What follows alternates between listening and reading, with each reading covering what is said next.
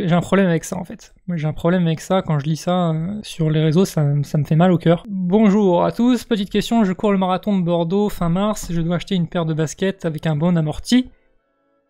Genou douloureux. Le lien bon amorti, genou douloureux, c'est la pensée commune, c'est la pensée la plus répandue, mais malheureusement, rien de tout ça n'est prouvé. Scientifiquement parlant, je cherche encore les études qui nous montrent qu'avec des baskets avec un bon amorti, on enlève les problèmes de genoux. Quand on prend les études nous disent généralement que les chaussures maximalistes et les plus amorties ne réduisent pas déjà l'impact, et au niveau des réductions des blessures ensuite, y a rien quoi. Non, les Hoka ne sont pas des chaussures magiques qui enlèvent les blessures, mais ça peut avoir des intérêts. Ça peut avoir des intérêts, mais c'est certainement pas parce que ça réduirait l'impact, c'est certainement pas parce qu'il y a un max d'amorti. Il y a d'autres histoires qu'on sait pas lesquelles, on connaît pas les raisons, mais il y a autre chose. Mais voilà, il faut pas dire que l'amorti protège les genoux parce que c'est pas vrai. Enfin, c'est pas vrai ou c'est pas prouvé, pour être exact. C'est pas prouvé. Ça peut être vrai, mais c'est pas prouvé. Donc voilà, petit point râleur puriste.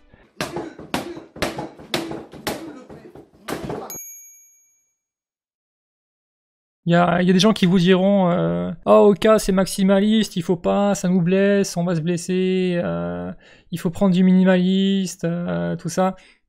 Voilà. Je suis d'accord dans le fond, mais dans la pratique, il y a des gens qui sont très contents des Hoka, et ça reste des chaussures qui peuvent plaire à des gens qui sont habitués avec, et voilà. Donc il y a aussi des intérêts aux chaussures maximalistes. Il n'y a pas de il faut prendre telle chaussure pour tel ou tel usage, c'est vraiment très très très personnel et tu fais ce que tu veux, quoi. Donc Carbonix, c'est une nouvelle chaussure qui sort à 180$ comme c'est écrit ici, qui était de la chaussure qui était portée par Jim Walmsley sur la course. Et donc Carbonix, pourquoi? Parce que c'est une chaussure qui a une plaque en carbone qui est dans la semelle. Et là on est une chaussure donc de 241 grammes qui nous est annoncée comme une chaussure pour battre les records du monde. Pourquoi je vous montre ça? Parce que c'est une info importante. Le poids des chaussures est lié assez fortement à la performance. Quand on regarde les études, plus une chaussure est légère, plus elle est performante. La courbe, si vous voulez, au niveau des études, elle est quasiment linéaire. Chaque gramme en plus, c'est 0,01%, on va dire, de performance, de consommation d'oxygène, de différence. Donc le poids, c'est important. Le comparatif là-dessus qu'il faut faire, c'est avec les Nike Vaporfly. Annoncé ici donc à 184 grammes. On dit il y a la plaque carbone, il y a des super matériaux et tout ce qu'on veut, mais le gros avantage de ces chaussures-là, c'est le poids.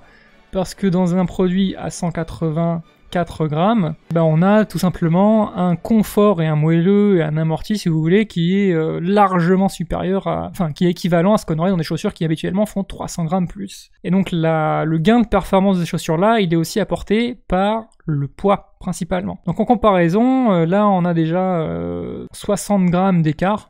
C'est peu, mais c'est énorme parce que statistiquement, comme nous dit Rhino, ça fait déjà, selon les personnes, ça va faire entre 1,5% et 1% de différence de performance directe liée au poids. Rien que ça. Donc par essence, c'est une chaussure qui, si on s'intéresse à l'aspect performance pur et dur dans un esprit record du monde, on est limité. La chaussure est déjà un petit peu trop lourde pour être ultra performante. Pourquoi les pros courent pas en Five Fingers dans ce cas? Alors très simple, parce que l'amorti, si on peut appeler ça amorti, le moelleux si tu veux, le moelleux de la chaussure joue aussi un petit peu dans la performance. Il y a des études qui ont été faites, et ce qui a été montré, c'est que aux deux extrêmes, quand tu as beaucoup de semelles et un poids très élevé, tu perds en performance. Et à l'autre extrême, quand tu es très minimaliste et que tu as pas du tout d'amorti, pas du tout de semelles, et que c'est ton pied qui prend tout le sol directement, tu perds aussi un petit peu en performance. Et en fait, il a été montré que ce qu'il faut chercher, en fait, c'est le juste milieu. L'idéal, pour faire simple, l'idéal, c'est d'avoir une petite semelle, un tout petit peu de semelle d'amorti de confort, mais en même temps le poids le plus léger possible. Il faut les deux, il faut un petit peu de confort et un tout petit peu de semelle, dans l'esprit de la performance. Donc voilà, c'est pour ça que les pros ne courent pas en Five Fingers, et la deuxième raison, c'est qu'ils sont pas sponsorisés, que Vibram Five Fingers ne fait pas de sponsoring, et que la majeure partie des coureurs de haut niveau sont sponsorisés soit par Nike, soit par Adidas, donc voilà, ils sont tous par défaut aussi là-dedans. Mais il faut garder à l'esprit que ça reste des études. Ça reste les études qui nous disent ça. Dans la pratique, ça peut dépendre des personnes. On réagit pas tous de la même façon, on n'a pas tous la même technique, donc c'est assez personnel aussi comme sujet, ça dépendra beaucoup des gens. Donc il faut essayer, mais dans l'idéal, plus c'est léger, mieux c'est. C'est l'info qu'il faut retenir par rapport aux chaussures. Henko, par exemple, connaissez Henko? Il y avait une légende, le fondateur de la marque, le fondateur des produits Henko, dans une interview, il disait ces ressorts qui vont amortir votre course vont restituer cette énergie et donc augmenter vos performances. Donc cette chaussure sera interdite en compétition. Et effectivement, il y a une règle de la part de, je crois, c'est l'I2AF, la Fédération internationale d'athlétisme, qui dit que toutes les chaussures avec de système de ressorts sont interdites. Il y a une loi comme ça. Je la connais pas, je la rechercherai un jour si vous voulez. Et donc ouais, techniquement, cette chaussure-là pourrait être interdite, mais en pratique, c'est un peu con parce que les chaussures, elles pèsent 450 grammes, je crois. 380 grammes en 42, en tout cas c'est ce qui est annoncé sur le site. Imaginons que le ressort que le ressort puisse avoir un effet qui te fasse gagner 2-3% en performance. Ces 2-3%, tu les perds directement du fait du poids de la chaussure. Donc l'un dans l'autre, tu gagnes pas forcément au final, et c'est un petit peu l'argument marketing sur lequel il faut être prudent, c'est que des fois on nous dit ouais regardez, on a des super matériaux et tout, donc c'est super dynamique, on va améliorer nos performances de ouf, et en réalité bah ok, mais tu prends une chaussure à 150 grammes, t'as le même avantage en termes de performance, du fait du poids. Que penser du Boost comparé à Nike et Hoka? Ça on en parlera peut-être une autre fois dans une vidéo qui parle des matériaux. Mais tu me fais une parfaite transition pour parler des matériaux. EVA Foam. Qu'est-ce qu'une EVA Foam? C'est tout simplement une mousse en EVA. Éthylène, vinyle, acétate. C'est un composé chimique qui est le composé qu'on utilise principalement dans les chaussures depuis des années, depuis quasiment toujours en fait, honnêtement. Et au fur et à mesure du temps, on a retravaillé un petit peu ces EVA, on a changé les formules, on les met plus ou moins denses, on peut les travailler un petit peu. Mais voilà, c'est le composant principal qui est dans toutes les semelles. Et donc, il est arrivé il n'y a pas si longtemps, des composants comme le Boost chez Adidas. Donc le Boost chez Adidas, le principe du Boost, c'est que ce n'est pas de l'EVA. C'est pas de l'EVA, c'est ce qu'on appelle du polyuréthane. Ce qu'on appelle du PU. Voilà, ITPU, exactement. Thermopolyurèthane expansé, exactement ça. Et donc au fur et à mesure, depuis 2012-2013, toutes les marques aujourd'hui se sont mises à utiliser aussi des composants, des matières à base de polyuréthane. Vous l'avez chez Saucony, c'est le Everrun. Chez New Balance, je crois pas qu'il y en ait. Chez Puma, ça s'appelle Ignite. Enfin, il y en a plusieurs. Il y a des noms de matières qui sont en fait des polyuréthanes, qui sont généralement tous faits par pas par les mêmes usines si vous voulez, mais par des fabricants qui sont proches. BASF, qui est le leader mondial de la chimie, fait le Boost de Adidas, il faisait aussi la matière Ignite de chez Puma. Enfin, il y a plein de choses comme ça, c'est souvent les mêmes origines qui prennent des appellations différentes parce que les compositions sont un tout petit peu différentes et chaque marque décide si je rajoute est-ce que tu veux 1% de plus en rebond que ton concurrent, mais en contrepartie tu vas perdre tel ou tel truc. Donc voilà, chaque marque fait un petit peu sa recette, mais au final le composant de base est le même et le ressenti au pied est quand même très très proche. Et la différence majeure entre l'EVA et le polyuréthane, les polyuréthanes sont généralement plus rebondis en sensation. On le sent, on s'enfonce, on sent que il y a du dynamisme. On sent le dynamisme au niveau de la sensation. C'est la différence majeure entre ça et les EVA qui sont les composants classiques que vous connaissez parce que c'est les anciennes chaussures d'il y a très longtemps et toutes vos chaussures moyenne gamme, bas de gamme que vous pouvez porter au quotidien, c'est généralement des EVA. La chaussure Hoka est en EVA, donc étant en EVA, c'est pas hyper différenciant. Ça reste une chaussure finalement relativement classique, avec une plaque carbone qui fait 240 grammes, donc c'est pas... à vue de nez, en tout cas, ça n'a pas l'air révolutionnaire. C'est une chaussure, ce sera peut-être pas la plus performante, mais c'est une chaussure avec une plaque carbone qui a l'air plaisante pour les gens qui apprécient Hoka généralement. Hoka, tout le monde n'apprécie pas. Tu n'as pas de douleur en courant minimaliste sur de longues distances. Je connais des gens qui font des ultras, qui font l'UTMB, qui font 170 km en montagne, en 5 fingers, qui font la diagonale des fous en 5 fingers, donc pieds nus, entre guillemets. Et ça se fait très bien, il suffit juste de s'habituer à la course très progressivement. Ça prend des mois, voire des années, et le corps se renforce toujours en fait. T'as pas forcément besoin de chaussures pour courir, seulement il faut s'y habituer quoi. Il faut s'y habituer et ça prend beaucoup de temps, beaucoup de patience, et tout se fait. Les os se renforcent un petit peu, les tissus se renforcent un petit peu, ta musculature se renforce un petit peu. C'est une philosophie au global, ça se fait très bien, sur des longues distances aussi. On a des Hoka à droite.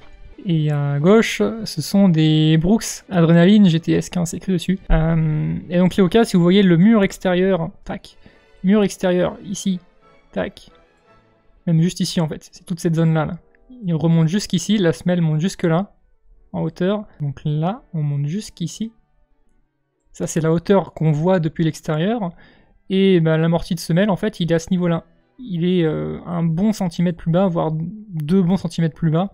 Et c'est le concept du baquet. Ça remonte sur les bords, des deux côtés, tac, tac. Ça remonte jusqu'ici sur les bords, mais la semelle, elle est là. Et donc voilà, c'est pour ça que de l'extérieur, on voit qu'il y a beaucoup de semelles, mais en vrai, il n'y en a pas tant que ça. Et quand on compare les deux ici, la différence, c'est une poignée de millimètres. Donc parfois, il n'y a pas tellement de... tant d'amortis que ça par rapport à ce qu'on imagine. Tant de semelles, pardon. Pas d'amortis, mais de semelles. On dit maximaliste, mais voilà, est-ce que c'est vraiment si maximaliste que ça? D'apparence, oui, en pratique, est-ce que c'est tellement plus maximaliste que certaines chaussures traditionnelles, des grosses Asics Nimbus, des Meta-Ride maintenant, ou les plus gros modèles super amortis? Pas tant que ça, honnêtement. Hein. Donc la différence entre Hoka et les chaussures traditionnelles, elle n'est pas si énorme que ça. C'est des chaussures qui sont très rigides. L'inconvénient des chaussures rigides, c'est que souvent c'est pas forcément confortable. Et donc c'est pour ça qu'on introduit des concepts pour rendre ces chaussures-là confortables. Tac, si vous voyez un petit peu cette forme-là arrondie, sous le principe de la roue, si elles ont cette forme, c'est tout simplement pour inciter au déroulé du pied. Du moins c'est comme ça que c'est conçu. Comme on a une chaussure qui est extrêmement rigide, on est obligé d'arrondir aussi la chaussure pour que ça incite à aller vers l'avant. L'idée, le principe de base du concept Hoka, c'est justement de dérouler et de fonctionner un petit peu comme le principe de la roue. Donc chaussure rigide, mais arrondie, ce qui fait que tu peux dérouler le pied. Et l'avantage de chez Hoka, c'est le poids. C'est le poids, parce que les Hoka sont généralement beaucoup plus légères que les autres marques à produits équivalents, donc tu gagnes un petit peu. Moi je suis pas anti-Hoka, j'aime pas Hoka. Je cours pas avec, j'aime pas la philosophie Hoka qui est de dire qu'un petit peu que c'est un peu la chaussure qui doit bosser pour toi. J'ai horreur de cette philosophie-là, mais en attendant, le produit il a une raison d'exister quoi. Et il n'y a pas non plus de raison de taper sur la marque plus que ça quoi. Mais le point important par rapport aux chaussures, c'est qu'on sait jamais quels effets ont la technologie. Est-ce que ça fonctionne vraiment? Est-ce que ça sert vraiment à quelque chose? Est-ce que c'est pas juste du marketing et de la technologie pour faire de la technologie et pour que les gens les achètent parce qu'ils se disent il y a plein de technologies? On sait pas. On saura jamais vraiment si ça marche parce que les études sont jamais faites, parce que ça prend trop de temps, ça prend trop de budget, et c'est trop compliqué de faire des études donc on les fera pas, malheureusement. Mais pour les prochaines fois, on fera un live particulièrement sur les Vaporfly. Est-ce que ça marche vraiment? Que disent les études? Que dit la science? Et on réglera la question une bonne fois pour toutes. J'en ai pas parlé avant parce que il n'y avait pas assez d'infos et j'avais besoin de plus de recul. Il y avait une précédente étude qui était faite par les chercheurs de Nike et évidemment, vous savez ce qu'on dit. On dit ah ouais, mais ton étude, elle est faite par Nike, elle est financée par Nike, forcément c'est biaisé. Les mecs ils lancent un truc, ils ont du gros budget, ils ont payé des chercheurs, les mecs sont pas objectifs. Ce qui est un argument, ça le défend, mais peut-être un petit peu exagéré. Il y a une autre étude qui est faite par une équipe cette fois-ci indépendante. L'étude est parue, a été faite sur 2018, a été publiée il y a quelques mois sur les Vaporfly, qu'ils ont comparé avec les Adidas Adios Boost, qu'ils ont comparé avec des pointes. Ils ont fait l'étude et résultat, je vous le donne en mille. On en parlera dans un prochain live.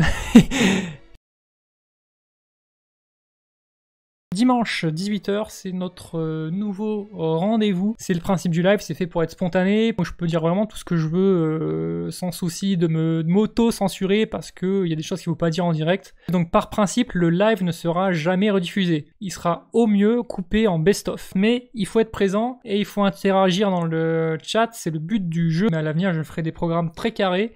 On prendra un sujet sur 1 heure, là j'ai fait 2h15, mais on fera des lives sur 1 heure pour comprendre un sujet. Et voilà, très concis, très carré, comme les vidéos classiques, en complément. Voilà, parce que ça me sert. Et donc si vous voulez l'info du live, il faut activer les notifications pour avoir l'info du live. Parce que je peux lancer un live à tout instant. Je vois un truc sur le net, je lance le live direct. Donc si vous voulez l'info, il faut activer la notif, quoi. Tout simplement.